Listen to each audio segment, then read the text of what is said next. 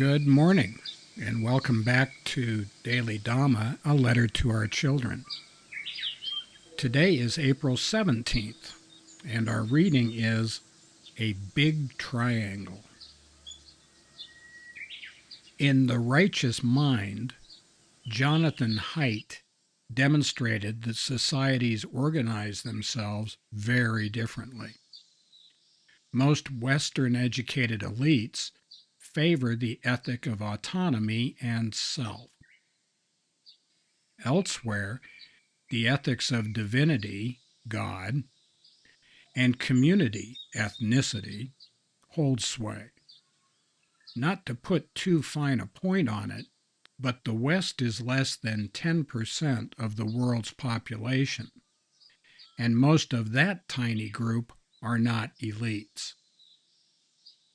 In contrast, two-thirds of the world lives in a triangle stretching from Istanbul to Indonesia to Kamchatka, with nary a Western nation in sight.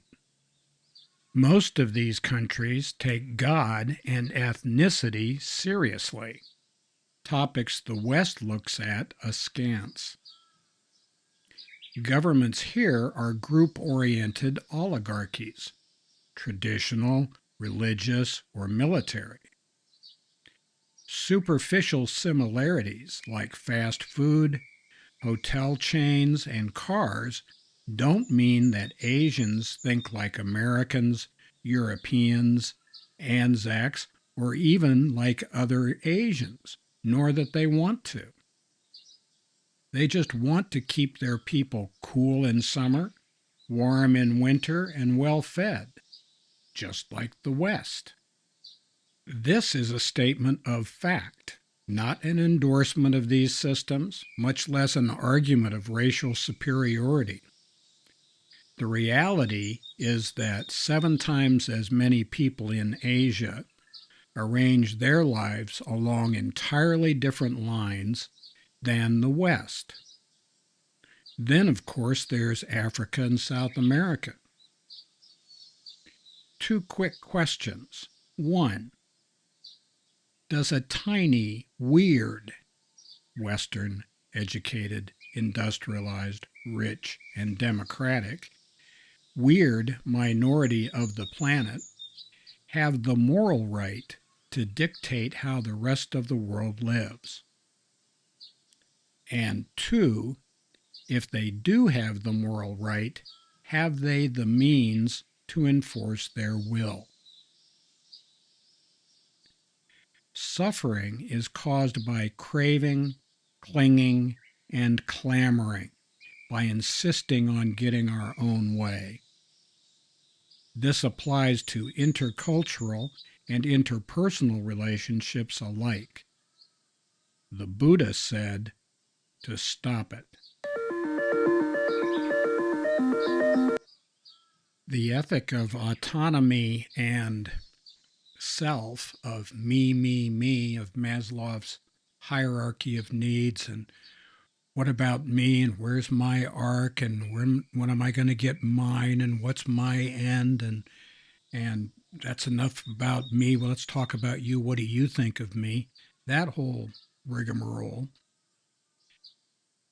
is Western soap opera stuff. That's not how the rest of the world lives or thinks or acts or anything of the sort.